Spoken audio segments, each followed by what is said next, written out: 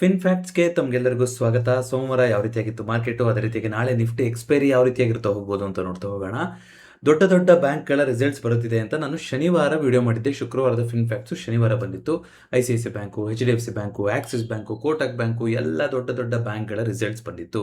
ನೋಡಿ, ರಿಸಲ್ಟ್ಸನ್ನು ಓದೋದು ಅಂದಾಗ ಇದ್ರ ಬಗ್ಗೆ ಫಂಡಮೆಂಟಲ್ ಅನಾಲಿಸಿಸಲ್ಲಿ ಸಪರೇಟಾಗಿ ಒಂದು ವಿಡಿಯೋಗಳೇ ಇದೆ, ಅದನ್ನು ಕಂಟಿನ್ಯೂ ಮಾಡಬೇಕು. ಎಲ್ಲ ರಿಸಲ್ಟ್ಸ್ಗಳನ್ನು ನಾವು ಸಾಮಾನ್ಯವಾಗಿ ಸೇಲ್ಸ್ ಗ್ರೋತ್ ಯಾವ ರೀತಿಯಾಗಿದೆ, ಅವರ ಎಬಿಟಾ ಮಾರ್ಜಿನ್ ಯಾವ ರೀತಿ ಬಂದಿದೆ, ಈ ರೀತಿಯಾಗಿ ನಾವು ಗಣನೆಗೆ ತಗೊಳ್ತಾ ಹೋಗ್ತೀವಿ. ಆದರೆ ಬ್ಯಾಂಕಿಂಗಲ್ಲಿ ಅದು ಅಷ್ಟು ಮ್ಯಾಟ್ರ್ ಆಗಲ್ಲ. ಈ earnings before interest, debenture, tax and amortisation ಅಂತ ಮಾತಾಡ್ತೀವಿ, ಅದು ಬ್ಯಾಂಕಿಂಗಲ್ಲಿ ಅದನ್ನು ಒಂದು ಸ್ಟ್ರಿಕ್ಟ್ ಮಾನದಂಡ ಆಗಿ ನೋಡೋದಿಲ್ಲ. ಯಾಕೆಂದರೆ ಬ್ಯಾಂಕಿಂಗಲ್ಲಿ ಅವರು ಮೇನ್ ಆಗಿ ನಾವು ನೋಡುವಂಥದ್ದು, ಬ್ಯಾಂಕಿಂಗಲ್ಲಿ ನಾವು ಅವರ ನೆಟ್ ನಾನ್ ಪರ್ಫಾರ್ಮಿಂಗ್ ಅಸೆಟ್ಸ್ ಯಾವ ರೀತಿಯಾಗಿ ಕ್ಯಾಲ್ಕುಲೇಟ್ ಆಗಿದೆ, ಗ್ರಾಸ್ NPA ಅಂತ ಸಿಗ್ತಾ ಹೋಗುತ್ತೆ. ಅಂದರೆ ಸಾಲ ಕೊಟ್ಟಿದ್ದಾರೆ, ಎಷ್ಟು ಸಾಲ ಮರುಪಾವತಿ ಆಗಿದೆ, ಅಥವಾ ಎಷ್ಟು ಅಲ್ಲಿ ಲಿಕ್ವಿಡಿಟಿ ಕ್ರಂಚ್ ಆಗಿದೆ. ಜೊತೆಗೆ ಕಾಸಾ ರೇಷಿಯೋ ಅಂತ ಬರುತ್ತೆ, ಕ್ರೆಡಿಟ್ ಟು ಡೆಪಾಸಿಟ್ ರೇಷಿಯೋ. ಈ ಥರ ನಿಮಗೆ ಏನಾಗ್ತದೆ ಅಂದರೆ ಎಷ್ಟು ಡೆಬಿಟ್ ಆಗ್ತಾ ಇದೆ, ಎಷ್ಟು ಕ್ರೆಡಿಟ್ ಆಗ್ತಾ ಇದೆ, ಬ್ಯಾಂಕ್ ಹತ್ರ ದುಡ್ಡು ಇದೆಯೋ ಇಲ್ವೋ, ಇದು NPA ಕೂಡ ಅದನ್ನೇ ಹೇಳುವಂಥದ್ದು. ಸೊ ಕಾಸಾ ರೇಷಿಯೋಗಾಗಿರ್ಬೋದು ಅಥವಾ NPA ಆಗಿರ್ಬೋದು, ಇದಕ್ಕೆ ಜಾಸ್ತಿ ನಮಗೆ ಒಂದು ಒತ್ತನ್ನು ಕೊಡ್ತಾ ಹೋಗ್ತಾರೆ ಬ್ಯಾಂಕಿಂಗ್ ಸ್ಟಾಕ್ಗಳಲ್ಲಿ. ಸೊ ನಿಮಗೆ ರಿಸಲ್ಟ್ಸ್ ನೋಡೇ ಗೊತ್ತಾಗಿರಬೇಕು. ICICI ಬ್ಯಾಂಕಲ್ಲಿ ಅದು ಲೀಡರ್ ಆಗಿ ಪ್ರೈವೇಟ್ ಬ್ಯಾಂಕ್ಗಳ ಲೀಡರ್ ಆಗಿ ಹೊರಹೊಮ್ಮಿದೆ, ಒಳ್ಳೆ ರಿಸಲ್ಟ್ಸ್ನ ಕೊಟ್ಟಿದೆ. HDFC ಬ್ಯಾಂಕಲ್ಲಿ ಅದು ನೆಗೆಟಿವ್ ಆಗಿದೆ, ಹಾಗಾಗಿ ಅದು ಕೂಡ ಕೆಳಗಡೆ ಬಿದ್ದಿದೆ. ಆಕ್ಸಿಸ್ ಬ್ಯಾಂಕು, ಕೋಟಕ್ ಬ್ಯಾಂಕು ಅದೆಲ್ಲದರಲ್ಲೂ ಕೂಡ ಕೆಳಗಡೆ ಆಗಿದೆ. ಕೆಲವೊಂದು ನಿಫ್ಟಿ ನೆಕ್ಸ್ಟ್ 50ನಲ್ಲಿರುವಂಥ ಕೆಲವೊಂದು ಬ್ಯಾಂಕ್ಗಳದ್ದು ಕೂಡ ಒಳ್ಳೆ ರಿಸಲ್ಟ್ಸ್ ಬಂದಿತ್ತು. ಯಾವ್ಯಾವುದರಲ್ಲಿ ಒಳ್ಳೆ ರಿಸಲ್ಟ್ಸ್ ಅಂತ ಮಾರ್ಕೆಟ್ ಕನ್ಸಿಡರ್ ಮಾಡಿದೆಯೋ ಅದಕ್ಕೆ ಪಾಸಿಟಿವಿಟಿ ಬಂದಿದೆ. ಯಾವುದರಲ್ಲಿ ಚೆನ್ನಾಗಿಲ್ಲ ಅನ್ಸುತ್ತೋ ಅದು ದೊಡ್ಡ ಮಟ್ಟದಲ್ಲೇ ಡಂಪ್ ಆಗಿದೆ. ಇವತ್ತು 5% ಎಲ್ಲ ಬಿತ್ತು. ಇವತ್ತು ಆ್ಯಕ್ಚುಲಿ ಬ್ಯಾಂಕ್ ನಿಫ್ಟಿನ ಡ್ರ್ಯಾಗ್ ಮಾಡಿದ್ದೆ ಬ್ಯಾಂಕ್ ನಿಫ್ಟಿ, ಕ್ರೂಡು ಮತ್ತೊಂದು ಅದೆಲ್ಲ ನಡೀತಾನೆ ಇದೆ. ಅದಾದ್ರೂ ಕೂಡ ಸುಮಾರು ಸೆಕ್ಟರ್ಗಳು ಪಾಸಿಟಿವ್ ಆಗೇ ಇತ್ತು. ಇವತ್ತು ಬ್ಯಾಂಕಿಂಗ್ ಸೆಕ್ಟರ್ ಕೂಡ ಪಾಸಿಟಿವ್ ಆಗಿದ್ದಿದ್ರೆ ನಾವೇನು 24,200 ನಾವು ಕೆಳಗಡೆ ಬಿಟ್ಟು ಬರುವಂಥ ಪರಿಸ್ಥಿತಿ ಬರ್ತಾ ಇರಲಿಲ್ಲ. ಬೆಳಗ್ಗೆ ಬ್ಯಾಂಕಿಂಗ್ ಸ್ಟಾಕ್ಗಳ ಒಂದು ಸೆಲ್ಲಿಂಗ್ ಬಂದಿರೋದ್ರಿಂದ ಆ ರೀತಿ ಆಗಿದೆ. ಸೊ ಇವತ್ತಿನ ಟಾಪ್ ಲೂಸರ್ ಅಂದರೆ ಅದು ಆಕ್ಸಿಸ್ ಬ್ಯಾಂಕು, 5.46% ಕರೆಕ್ಷನ್ ಬಂದಿದೆ. ಅದೇ ರೀತಿಯಾಗಿ ಇವತ್ತಿನ ಟಾಪ್ ಗೇನರ್ ಅಂತ ನಾವು ನೋಡ್ತಾ ಬರೋದಾದ್ರೆ ಪವರ್ ಗ್ರಿಡ್ ಅಲ್ಲಿ 1.82%, ಟ್ರೆಂಟಲ್ಲಿ 2.94% ಅಮೌಂಟ್ ಬಂದಿದೆ. ಟ್ರೆಂಟ್ ಇವತ್ತಿನ ನಿಫ್ಟಿ 50ಯ ಟಾಪ್ ಗೇನರ್ ಆಗಿದೆ. ಹಾಗೆಯೇ ನಿಫ್ಟಿ ನೆಕ್ಸ್ಟ್ 50 ಅಂತ ನಾವು ನೋಡ್ತಾ ಬರೋದಾದ್ರೆ ಇದರಲ್ಲಿ ನೋಡಿ, union bank, bank of Baroda, PNB. So ಇವತ್ತು ಅಲ್ಲಿ ಡಂಪ್ ಮಾಡಿ ಪ್ರೈವೇಟ್ ಬ್ಯಾಂಕಲ್ಲಿ ಅದನ್ನ PSU ಬ್ಯಾಂಕ್ಗಳಿಗೆ ತಂದು ಹಾಕಿದ್ದಾರೆ. ನೋಡಿ, PSU bank as N index ನೀವು ನೋಡೋದಾದ್ರೆ ವ್ಯಾಲ್ಯೂಯೇಷನ್ ವೈಸಲ್ಲಿ ನಮ್ಮ ಚಾರ್ಟ್ಸಲ್ಲಿ ನೋಡೋದಾದ್ರೆ ಟಾಪಲ್ಲೇ ಇದೆ. ಬಟ್ ಈ ವ್ಯಾಲ್ಯೂಯೇಷನಲ್ಲೂ ಕೂಡ ಅದು ಒಳ್ಳೆ ಲೆವೆಲಲ್ಲಿ ಇದೆ ಅನ್ನೋದು ಅದರ ಒಂದು P ರೇಷಿಯೋ ಹೇಳ್ತಾ ಇದೆ, ಯಾವುದು PSU ಬ್ಯಾಂಕ್ಗಳದ್ದು. ಹಾಗಾಗಿ PSU ಬ್ಯಾಂಕ್ ಕಡೆಗೆ ಮತ್ತೆ ಒಲವು ಬಂದಿದೆಯಾ ಅಂತ ಗೊತ್ತಿಲ್ಲ.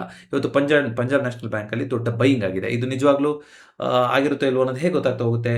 ಡೆಲಿವರಿ ಪರ್ಸೆಂಟೇಜ್ NSEನಲ್ಲಿ ಸಿಗ್ತಾ ಹೋಗುತ್ತೆ. ಅದನ್ನು ನೀವು ನೋಡಬೇಕು. ಒಂದು 30%, 40% ಡೆಲಿವರಿ ಪರ್ಸೆಂಟೇಜ್ ಆಗಿದೆ ಅಂದರೆ ಇವತ್ತು ಸುಮಾರು ಜನ ಡಿಮ್ಯಾಟ್ ಖಾತೆಗೆ ಆ್ಯಡ್ ಮಾಡ್ಕೊಂಡಿದ್ದಾರೆ ಅಂತ ಅನ್ಕೊಂತ ಹೋಗ್ಬೋದು. ಸೊ PNB ಇವತ್ತಿನ top gainer. Torrent pharma last ವೀಕಲ್ಲಿ ಕೆಳಗಡೆ ಬಿದ್ದಿತ್ತು ನೋಡಿ, ಅದು ಇವತ್ತು ವಾಪಸ್ ಪುಟ್ಟು ತೆಗೆದಿದೆ, 5.09% ಮೇಲ್ಗಡೆ ಹೋಗಿದೆ. ಸೋಲಾರ್ ಇಂಡಸ್ಟ್ರೀಸಲ್ಲಿ 3%. ಇದೆಲ್ಲ ಇವತ್ತಿನ ಟಾಪ್ ಗೇನರ್ಗಳಾಗಿತ್ತು. ಇವತ್ತಿನ ಟಾಪ್ ಲೂಸರ್ ಅಂತ ನಾವು ನೋಡ್ತಾ ಬರೋದಾದ್ರೆ ಟಾಟಾ ಮೋಟರ್ಸ್ ಕಮರ್ಷಿಯಲ್ ವೆಹಿಕಲ್ ಅಂತ ಕಾಣಿಸುತ್ತೆ. 1.28% ಕರೆಕ್ಷನ್ ಬಂದಿರೋದ್ರ ಮೂಲಕ ನಿಫ್ಟಿ ನೆಕ್ಸ್ಟ್ 50ಯ ಟಾಪ್ ಲೂಸರ್ ಆಗಿದೆ.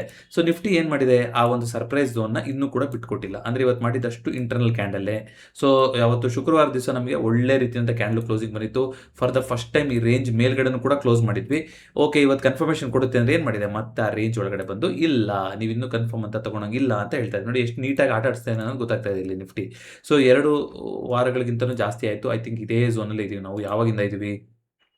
ಜೂನ್ ಶುರುವಾದಾಗಿಂದ, ಜೂನ್ 15ರಿಂದ 1 ತಿಂಗಳಾಗ್ತಾ ಹೋಯಿತು. ಈ ಝೋನ್ನ ಬಿಟ್ಟು ಮೇಲ್ಗಡೆ ಹೋಗೋಕ್ಕಾಗಿಲ್ಲ, ಅಲ್ಲೇ ಆಟ ಆಡ್ತಾ ಇದ್ದೀವಿ. ಸೊ ಈಗ ಇದ್ರ ಮೇಲ್ಗಡೆ ಕ್ಲೋಸಿಂಗ್ ಕೊಟ್ಟಿದ್ರೆ ಒಂಥರ ಅಂತ ಹೇಳ್ಬೋದಾಗಿತ್ತು, ಆದರೆ ಅದ್ರ ಮೇಲ್ಗಡೆ ಕ್ಲೋಸಿಂಗ್ ಕೊಟ್ಟಿಲ್ಲ. ವಾಪಸ್ ಈ ಒಂದು ದೊಡ್ಡ ಕ್ಯಾಂಡಲ್ ಏನು ಮಾಡಿತ್ತು ಅದ್ರ ಒಳಗಡೆ ಬಂದು ಕ್ಲೋಸಿಂಗ್ ಆಗಿದೆ. ಬಟ್ ಇಲ್ಲಿ ನೀವು ನೋಡ್ತಾ ಬರೋದಾದ್ರೆ ಒಂದು ಪ್ಯಾಟರ್ನ್ ಅಂತ ನೋಡ್ತಾ ಬರೋದಾದ್ರೆ ನೋಡಿ, ಈ ಲೋನ ಯಾವತ್ತೂ ಬ್ರೇಕೇ ಮಾಡಿಲ್ಲ ಅಲ್ವಾ.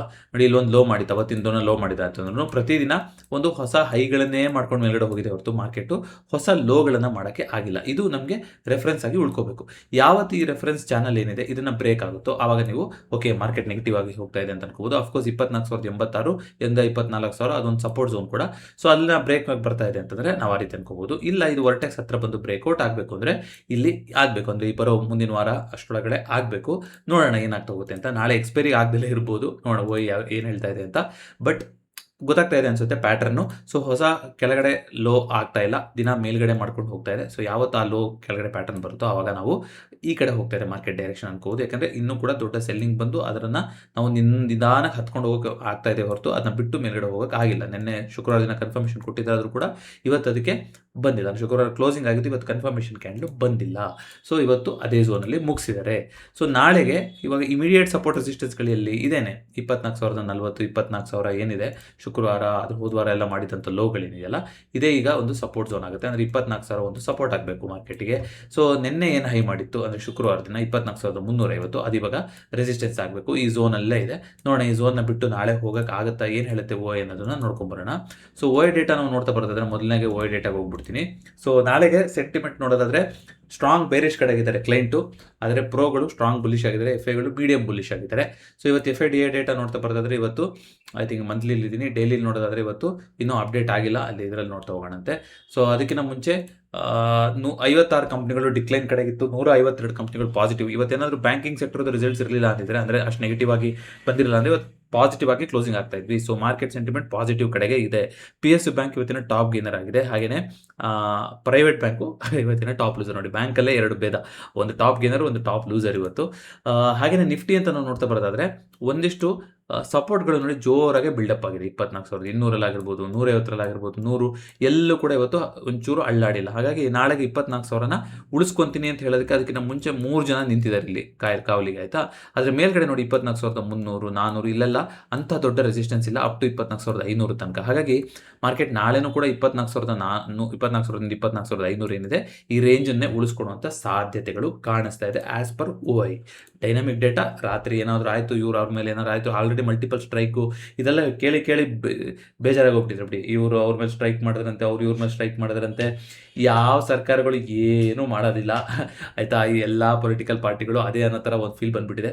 ಪೊಲಿಟಿಕ್ಸ್ ಮಾತಾಡಬಾರ್ದು, ಬಟ್ ನೋಡ್ತಾ ಇದ್ರೆ ಏನೇನು ಸ್ಥಿತಿಗಳಾಗ್ತಾ ಇದೆ, ಎಲ್ಲೆಲ್ಲಿ ಯಾರದೇ ವಿರೋಧ ಇರ್ಬೋದು, ಏನೇ ಇರ್ಬೋದು, ಅದಕ್ಕೊಂದು ದಾರಿ ಅಂತಿರುತ್ತೆ, ಆ ರೀತಿ ನಡ್ಸ್ಕೋಬೇಕು. ಅದು ಇಲ್ಲೂ ಆಗ್ತಾ ಇಲ್ಲ. ಅವ್ರದ್ದಂತೂ ಬಿಡಿ, ಅಲ್ಲಿ US ಅಲ್ಲಿ ಅವ್ರದ್ದು ಏನೇನೋ ಆಗೋಗಿದೆ. ಸೊ ನೆಕ್ಸ್ಟ್ ನೋಡ್ತಾ ಬರೋದಾದರೆ ಚೈನಾದು ಇನ್ಫ್ಲೇಷನ್, ಕೆನಡಾದ ಇನ್ಫ್ಲೇಷನ್ ಡೇಟಾ, ಚೈನಾದು ಪಾಲಿಸಿ ರೇಟು 3 ಇದ್ದಿದ್ದು 3 ಅಂತಲೇ ಇದೆ. ಇದು ಇವತ್ತು ಬಂದಿರುವಂಥದ್ದು. ಸೊ ಚೈನಾದಲ್ಲಿ 24 ಜುಲೈಲಿ ಒಂದು ಇಂಪಾರ್ಟೆಂಟ್ ಇವೆಂಟ್ ಆಗ್ತಾ ಇದೆ. ಏನು ಅಂದರೆ ಅವರು ಈ ರಿಟೇಲ್ ಇನ್ವೆಸ್ಟರ್ಸ್ ಗೋಲ್ಡ್ನ ಟ್ರೇಡ್ ಮಾಡೋಂಗಿಲ್ಲ ಅಂತ ಒಂದು ಮಾಡಿದಾರಲ್ಲ, ಅದಕ್ಕೆ ಒಂದು ಲಿಮಿಟೇಷನ್ ಅಂತ, ಅದು 24ನೇ ಜುಲೈಯಿಂದ ಜಾರಿಗೆ ಬರ್ತಾ ಹೋಗುತ್ತೆ. ನೋಡೋಣ ಅಷ್ಟೊತ್ತಿಗೆ ಗೋಲ್ಡ್ ಏನಾದ್ರು ಮೂವ್ಮೆಂಟ್ ಕೊಡುತ್ತೆ ಅಂತ. ಸದ್ಯಕ್ಕಂತೂ ಹಾಗೆ ಇದೆ. ಅದೇ ರೀತಿಯಾಗಿ ನಮ್ಮ IPOಗಳು ನೋಡೋದಾದರೆ IPOಗಳು SBI ಫಂಡ್ಸ್ IPO ಮುಗಿದೆ. ಯಾವತ್ತು ಲಿಸ್ಟಿಂಗ್ ಡೇಟು? ನಾಳೆ ಲಿಸ್ಟಿಂಗ್ ಡೇಟು. ನೋಡೋಣ. 345ರಿಂದ 374 ಇದ್ದಿದ್ದು ಗ್ರೇ ಮಾರ್ಕೆಟ್ ಎಲ್ಲ ನೀವು ಆಲ್ರೆಡಿ ನೋಡಿರ್ತೀರ. ನಾಳೆ ಲಿಸ್ಟ್ ಆದಮೇಲೆ ನೋಡೋಣ ಯಾವ ಥರ ಲಿಸ್ಟ್ ಆಗುತ್ತೆ. ಪಾಸಿಟಿವ್ ಲಿಸ್ಟಿಂಗ್ ಕೊಡ್ಬೋದು, ಯಾಕಂದರೆ ಮಾರ್ಕೆಟ್ ಸ್ವಲ್ಪ ಪಾಸಿಟಿವ್ ಕಡೆಗೆ ಇರೋದ್ರಿಂದ ನೋಡೋಣಂತೆ. ಸೊ ರಿಸಲ್ಟ್ಸು ಇವತ್ತು ಅಲ್ಟ್ರಾಟೆಕ್ ಸಿಮೆಂಟ್ ರಿಸಲ್ಟ್ಸ್ ಇತ್ತು, ಪೇಟಿಎಮ್ದು ಫ್ಲಾಟ್ ಬಂದಿದೆ, ಇಂಡಿಯನ್ ಓವರ್ಸೀಸ್ ಬ್ಯಾಂಕ್ ರಿಸಲ್ಟ್ಸ್ ಇತ್ತು. ಅದೇ ರೀತಿಯಾಗಿ ಆತಮ್ ಇನ್ವೆಸ್ಟ್ಮೆಂಟ್ ಇನ್ಫ್ರಾಸ್ಟ್ರಕ್ಚರು, ಶೋಭಾ ಲಿಮಿಟೆಡು, ಸುಮಾರು ಕಂಪ್ನಿಗಳದ್ದು ರಿಸಲ್ಟ್ಸ್ ಇದೆ. ನಾಳೆನೂ ಕೂಡ 43 ಕಂಪ್ನಿಗಳದ್ದು, ನಾಳೆ ಆಟೋ ಕಂಪ್ನಿಗಳದ್ದು ಜಾಸ್ತಿ ಇದೆ. TVS ಮೋಟರು, ಬಜಾಜ್ ಆಟೋ, ಮತ್ತು ಅದಾನಿ ಟೋಟಲ್ ಗ್ಯಾಸು, TVS ಹೋಲ್ಡಿಂಗ್ಸು, ಈ ಥರದ್ದು ಟ್ರೈಡೆಂಟು, ಸುಮಾರು ಕಂಪ್ನಿಗಳ ರಿಸಲ್ಟ್ಸು, ಆಟೋ ಸೆಕ್ಟರ್ ಕಂಪ್ನಿಗಳ ರಿಸಲ್ಟ್ಸು ನಾಳೆ ಬರೋದಿದೆ. ನೋಡೋಣಂತೆ. ಈಗ ವಾಪಸ್ ನಿಫ್ಟಿಗೆ ಬರೋದಾದರೆ ಈ ರೀತಿ ಇದೆ ಅಲ್ವಾ ಇವಾಗ. ಸೊ 24,000ದಲ್ಲಿ ಸಪೋರ್ಟ್ ಇರೋ ಥರ ಇದೆ. ನೋಡೋಣ 24,360 ನಾಳೆ ಬ್ರೀಚ್ ಮಾಡೋಕ್ಕಾಗತ್ತೆ, ಏನಾಗುತ್ತೆ ಅಂತ. ಗೋಲ್ಡು ಇದೇ ಝೋನಲ್ಲಿ ಬಂದು ನಿಂತ್ಕೊಂಡ್ಬಿಟ್ಟಿದೆ. ಗೋಲ್ಡಲ್ಲಿ ಒಂದು ದೊಡ್ಡ ಮೂಮೆಂಟ್ ಇದೆ ನೋಡಿ, ಯಾವಾಗ ಬರುತ್ತೆ ಗೊತ್ತಿಲ್ಲ. 24 ಜುಲೈ ತನಕ ಹೀಗೆ ಇರುತ್ತಾ ಗೊತ್ತಿಲ್ಲ. ಇಲ್ಲಿ ಪದೇ ಮಾಡ್ತಾ ಇದೆ. ಇಲ್ಲಿ ಬೌನ್ಸ್ ಆಗಿ ಇದಾಗಬೇಕು, ಡಬ್ಲ್ಯೂ ಪ್ಯಾಟರ್ನ್ ಅಂದರೆ ಈಗ ಆಗಬೇಕು. ಇಲ್ಲ ಅಂದರೆ ಈ ಪ್ಯಾಟರ್ನ ಬ್ರೇಕ್ ಆಯಿತು ಅಂತಂದರೆ ಒಂದು ದೊಡ್ಡ ಫಾಲ್, ಬಸ್ ಸ್ಟ್ಯಾಂಡ್ ಅಷ್ಟೇ ದೊಡ್ಡ ಫಾಲು ಬರ್ತಾ ಹೋಗುತ್ತೆ. 3,800ಗಿಂತನೂ ಕೆಳಗಡೆ ಬರುವಂಥ ಸಾಧ್ಯತೆ ಇದೆ. ನಾವು ಅವಾಗ ನೋಡೋಣ ಆ ಥರ ಒಂದು ಸಲ ಮಾಡುತ್ತಾ ಗೋಲ್ಡು, ಏನು ಮಾಡುತ್ತೆ ಅನ್ನೋದು. ಒಂದು ಕ್ರೂಷಿಯಲ್ ಲೆವೆಲ್ ಹತ್ರ ಬಂದು ನಿಂತಿದೆ ಗೋಲ್ಡು. ಅದೇ ರೀತಿಯಾಗಿ ಸಿಲ್ವರು ಕೂಡ, ಸಿಲ್ವರಲ್ಲಿ ಒಂದು ಹೊಸ ಲೋ ಮಾಡಿತ್ತು ಕೂಡ, ಆದರೆ ಅಲ್ಲಿಂದ ಒಂದು ಸ್ವಲ್ಪ ಬೌನ್ಸ್ ಆಗಿದೆ. ಸೊ ಸಿಲ್ವರು, ಸೊ ಇನ್ನು ಕೆಳಗಡೆ ಹೋಗ್ತೀನಿ ಅಂತ ಹೇಳ್ತಾ ಇಲ್ಲ. ಇಲ್ಲಿ ಈ ಆಸ್ಪಾಸ್ ಝೋನಲ್ಲಿ 53 ಇದರ ಹತ್ರ ಒಂದು ಸಪೋರ್ಟ್ ಇದೆ. 53 ತನಕ ಬರುತ್ತಾ ನೋಡೋಣಂತೆ. ಸೊ ಸೌತ್ ಕೊರಿಯಾ ಮಾರ್ಕೆಟಲ್ಲಿ ಫಾಲು ಕಂಟಿನ್ಯೂ ಆಗಿದೆ. ಅವರು ಬೀಳ್ತಾನೆ ಇದ್ದಾರೆ. ಅಲ್ಲಿ ಸ್ಟಾಕ್ಸ್ಗಳು ಇವಾಗ ಮತ್ತೆ ಮಿಡ್ಲ್ ಈಸ್ಟ್ ಟೆನ್ಷನ್ ಇದೆಲ್ಲ ಆದ್ದರಿಂದ ಬೀಳ್ತಾನೆ ಇದೆ. ನಾನು ಅದು ಮೊನ್ನೆ ಐ ಥಿಂಕ್ ಲಾಸ್ಟ್ ವೀಕ್ ಅಂತ ಹೇಳಿದ್ದೆ, ಅದು ಬೀಳ್ತಾ ಇರೋದು ನಮಗೆ ಲಾಭ ಆಗ್ತಾ ಇದೆಯಾ ಅಂತ. ಆಗ್ತಾ ಇರ್ಬೋದು. ಸೊ ಅಲ್ಲಿಂದ ದುಡ್ಡನ್ನು ತೆಕ್ಕೊಂಡು FIಗಳು ಇಲ್ಲಿ ಕೂಡ ಬೈ ಮಾಡ್ತಾ ಇರ್ಬೋದು. ನೋಡೋಣ FID ಡೇಟಾ ನೋಡೋಣಂತೆ. ಸೊ ಕ್ರೂಡು ನೋಡು 90, 91 ತನಕ ಹೋಗಿ ಅಲ್ಲಿಂದ ವಾಪಸ್ ಇಲ್ಲಿಂಗ್ ಬರ್ತಾ ಇದೆ. ಅಂದರೆ ಈ ಒಂದು ಇಂಪಾರ್ಟೆಂಟ್ ರೆಸಿಸ್ಟೆನ್ಸ್ ಏನಿತ್ತು ಈ ಲೆವೆಲ್ಲು, ಅದನ್ನು ಬಿಟ್ಟು ಹೋಗೋಕೆ ಆಗಿಲ್ಲ, ಅಲ್ಲೇ ನಿಂತಿದೆ. ಸೊ ನೋಡೋಣ, ಅಲ್ಲೇ ಇದ್ದರೆ ವೆಲ್ ಆ್ಯಂಡ್ ಗುಡ್. ಅದನ್ನು ಬಿಟ್ಟು ಬ್ರೇಕ್ ಆಯಿತು ಅಂತಂದರೆ ಮಾರ್ಕೆಟು ಕೂಡ ಅವಾಗ ಅಳ್ಳಾಡಲೇಬೇಕಾಗ್ತಾ ಹೋಗುತ್ತೆ, ನೋಡೋಣಂತೆ. ಸೊ ಅದೇ ರೀತಿಯಾಗಿ ಇವತ್ತು ರುಪಿ ಮತ್ತೆ ವೀಕ್ ಆಗಿದೆ, 96 ರೂಪಾಯಿ 44 ಪೈಸೆನ ಮಾಡಿದೆ. ಸೊ FIDA ಡೇಟಾ ಒಂದೇ ಪೆಂಡಿಂಗ್ ಇದ್ದಿದ್ದು, ಅದನ್ನು ನೋಡೋದಾದರೆ FIDA ಡೇಟಾನ, ಸೊ ಇವತ್ತು FIಗಳು ಮಾರಿದ್ದಾರೆ, 1121 ಕೋಟಿನ ಮಾರಿದ್ದಾರೆ. DIಗಳು 1312 ಕೋಟಿನ ಬೈ ಮಾಡಿದ್ದಾರೆ. ಸೊ ನಾಳೆಗೆ ರೇಂಜ್ ಬೌಂಡ್ ಎಕ್ಸ್ಪೈರಿ ಅನ್ನೋ ಥರದ್ದು ಕಾಣಿಸ್ತಾ ಇದೆ. ನೋಡೋಣಂತೆ ಏನು ಮಾಡ್ತಾರೆ ನಿಫ್ಟಿಲಿ, ಏನಾಗ್ಬೋದು ಅಂತ. ಇದಿಷ್ಟು ಇವತ್ತಿನ ಫಿನ್ ಫ್ಯಾಕ್ಟ್ಸ್ ಆಗಿತ್ತು. ಈ ವಿಡಿಯೋ ಇಷ್ಟ ಆಗಿದ್ದು ದಯವಿಟ್ಟು ವಿಡಿಯೋನ ಲೈಕ್ ಮಾಡಿ ಹಾಗೂ ಚಾನಲ್ಗೆ ಸಬ್ಸ್ಕ್ರೈಬ್ ಮಾಡಿ. ಆದಿತ್ಯ ಬಿರ್ಲಾ ಬಗ್ಗೆ ನೀವು ಸುಮಾರು ಜನ ಕೇಳ್ತಾ ಇದ್ರಿ, ಅವರು ವಾಪಸ್ ಫಾಲೋ ಅಪ್ ಮಾಡಿಲ್ಲ. ಅವರು ಏನಾದರೂ ಫಾಲೋ ಅಪ್ ಮಾಡಿದ್ರು ಅಂದರೆ ನಾನು ಡೀಟೇಲ್ಸ್ ಕೊಡ್ತೀನಿ. ಆಸಕ್ತಿ ಇದೆ ಅಂದರೆ ನೀವು ಡೈರೆಕ್ಟಾಗಿ ನೇರವಾಗಿ ಅವ್ರನ್ನು ಕೂಡ ಚೆಕ್ ಮಾಡ್ತಾ ಹೋಗ್ಬೋದು. ಬಟ್ ನಮಗೆ ಒಂದು ಫಾರ್ಮ್ ಕೊಡ್ತೀವಿ, ನಾವೇ ಫಿಲಪ್ ಮಾಡ್ತೀವಿ ಅಂತ ಎಲ್ಲ ಹೇಳಿದರು. ಆಮೇಲೆ ಆ ಕಂಪ್ನಿಯಿಂದ ಯಾವುದೇ ರೀತಿಯಾದಂಥ ಪ್ರತಿಕ್ರಿಯೆ ಬಂದಿಲ್ಲ. ಸೊ ಬಂದರೆ ನಾನು ಅಪ್ಡೇಟ್ ಮಾಡ್ತಾ ಹೋಗ್ತೀನಿ. ಜೊತೆಗೆ ITR ಫೈಲಿಂಗು ಇನ್ನೂ ಒಂದು 10 ದಿನ ಇದೆ ನೋಡಿ, ಫೈಲ್ ಮಾಡಿಬಿಡಿ ಬೇಗ. ITR 1, ITR 2, ITR 3 ಇದ್ರ ಬಗ್ಗೆ ಎಲ್ಲ ಆಲ್ರೆಡಿ ಚಾನಲಲ್ಲಿ ವೀಡಿಯೋಗಳಿದೆ. ಸಂಕ್ಷಿಪ್ತವಾಗಿ ಯಾವ್ಯಾವ ಉಪಯೋಗಿಸ್ಕೋಬೇಕು ಅಂತ ರೀಸೆಂಟಾಗಿ ಒಂದು 2 ವಾರದ ಹಿಂದೆನೂ ಕೂಡ ವೀಡಿಯೋ ಮಾಡಿದ್ದೆ.